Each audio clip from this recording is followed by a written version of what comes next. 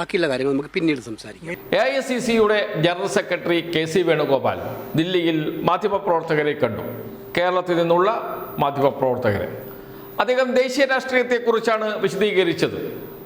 കേരളത്തിലെ മാധ്യമപ്രവർത്തകരായതുകൊണ്ട് തന്നെ കേരളത്തിലെ രാഷ്ട്രീയ സ്ഥിതിയെക്കുറിച്ച് രണ്ട് ചോദ്യം തിരിച്ച് KC വേണുഗോപാലിനോട് ചോദിച്ചു. പക്ഷേ അദ്ദേഹം മറുപടി പറയാൻ തയ്യാറായില്ല, ഒഴിഞ്ഞു മാറി. ദേശീയ രാഷ്ട്രീയത്തെക്കുറിച്ച് മാത്രമേ ഞാൻ സംസാരിക്കുന്നുള്ളൂ, മറ്റെല്ലാ ചോദ്യങ്ങളും നമുക്ക് പിന്നീട് പറയാം, പിന്നീട് സംസാരിക്കാം എന്ന് പറഞ്ഞ് ഒഴിഞ്ഞു മാറുകയാണ് ചെയ്തത് KC വേണുഗോപാൽ. കേൾക്കാം നമുക്ക് അദ്ദേഹത്തിന്റെ വാക്കുകൾ. നേതാക്കൾ ഈ RSSനോട് ശക്തമായിട്ടുള്ള നിലപാട് ദേശീയ തലത്തിൽ എടുക്കുന്നു. പക്ഷേ സംസ്ഥാന സർക്കാരിന്റെ ഇന്നിപ്പോ ഞാൻ ഒരു കാര്യം പറയാം. ഞാൻ പാർലമെന്റ് മാത്രം പറയാം, ബാക്കിയുള്ള കാര്യങ്ങൾ നമുക്ക് പിന്നീട് സംസാരിക്കാം. നിങ്ങൾ മനസ്സിലാക്കുക, നിങ്ങൾക്ക് ഇന്നത്തെ വിഷയം എന്താണ്? പാർലമെന്റ് പിരിഞ്ഞു. മാധ്യമപ്രവർത്തകർ ചോദിച്ചത് MDMAയുമായി യൂത്ത് കോൺഗ്രസ് പ്രവർത്തകൻ അറസ്റ്റിലായ സംഭവത്തെക്കുറിച്ചാണ്. യൂത്ത് കോൺഗ്രസ് പ്രവർത്തകർക്ക് മുഖ്യമന്ത്രിയുമായുള്ള ബന്ധത്തെക്കുറിച്ചാണ്. ഒരക്ഷരം പറയാൻ തയ്യാറായില്ല KC വേണുഗോപാൽ.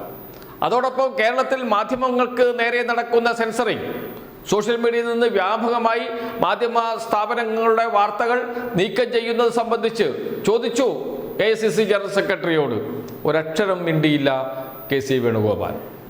KC വേണുഗോപാലിന്റെ സ്ഥിതി മാത്രമല്ല ഇത്.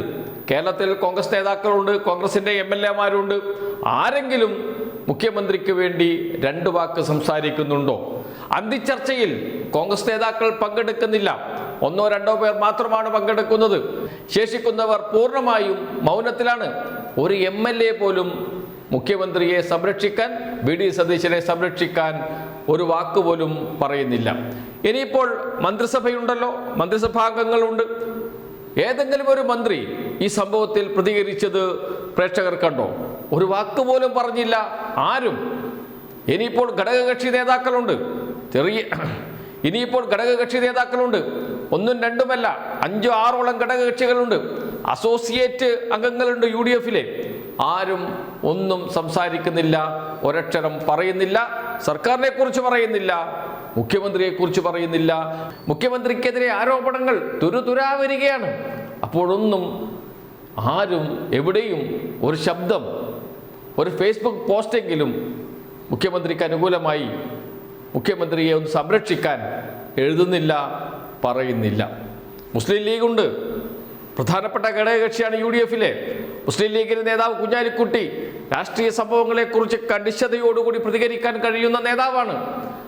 അദ്ദേഹവും എവിടെയും മാധ്യമങ്ങളെ കാണുന്നില്ല. യൂത്ത് കോൺഗ്രസ് നേതാക്കൾ രംഗത്ത് വരുന്നില്ല, യൂത്ത് ലീഗ് നേതാക്കൾ രംഗത്ത് വരുന്നില്ല.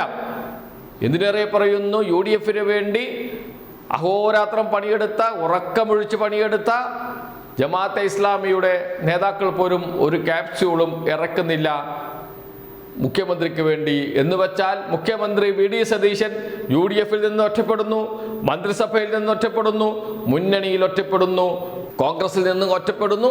ഇങ്ങനെ എത്ര കാലം VD സതീശന് മുന്നോട്ട് പോകാൻ കഴിയും? ഞാൻ ഒറ്റയ്ക്ക് നേരിട്ട് കൊള്ളാം എന്നാണ് VD സതീശന്റെ നിലപാട്. അദ്ദേഹം അങ്ങനെ പറയുന്നത് അദ്ദേഹത്തിൻ്റെ പിന്നിൽ ആരുമില്ലാത്തത് കൊണ്ടാണ്. എന്നാൽ അങ്ങനെയല്ല, ചില മാധ്യമങ്ങളൊക്കെ രംഗത്തിറങ്ങിയിട്ടുണ്ട്. മലയാള മനോരമ, മാതൃഭൂമിയൊക്കെ രംഗത്തിറങ്ങിയിട്ടുണ്ട്. VD സതീശൻ മലയാള മനോരമയുടെ ഓഫീസ് സന്ദർശിച്ചതിന് ശേഷമാണ് മെസ്സി വിവാദം മലയാള മനോരമ വലിയ വാർത്തയാക്കിയത്. അത് എങ്ങനെയെന്ന ചോദ്യം മാധ്യമപ്രവർത്തകർ ചോദിച്ചിരുന്നു. അപ്പോൾ പറഞ്ഞത്, ഞാൻ എല്ലാ ദിവസവും മലയാള മനോരമയിൽ പോകാറുണ്ട്, ഇപ്പോഴൊന്നും അല്ലല്ലോ, നേരത്തെയും പോകാറുണ്ട് എന്നാണ്. എല്ലാ കളികളും കോൺഗ്രസ് നേതാക്കൾക്ക് മനസ്സിലാകുന്നുണ്ട്, ഘടകകക്ഷി നേതാക്കൾക്ക് മനസ്സിലാകുന്നുണ്ട്. അതുകൊണ്ട് തന്നെയാണ് അവരാരും VD സതീശന് വേണ്ടി രംഗത്തിറങ്ങാത്തത്.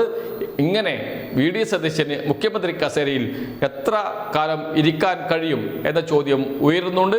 അതുതന്നെയാണ് VD സതീശൻ ഭയക്കുന്നത്.